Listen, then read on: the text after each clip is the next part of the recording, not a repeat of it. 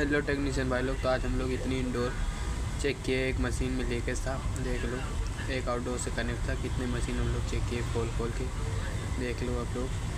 इतना मेहनत की और देख, अभी तुमको लोग को दिखाता हूँ कि लीकेज मिला कहाँ, जाके देख लो। ये सब उसमें जाके चेक किए हम लोग, देख लो लीकेज कहाँ था, देख लो क्वार्टर की पाइप में, देख सकते हो भाई साहब। तो कभी कदार पाइप भी चेक कर लिया करना चाहिए, ये मुझे सीख मिली यहाँ से। तो भाई आप लोग भी पहले पाइप पे भी ध्यान दो। तो सब मशीन खोलो, एक दो मशीन जिस पे शक है उसको पहले खोलो। तो इसको हमने सही किया, फिर लगा दिया।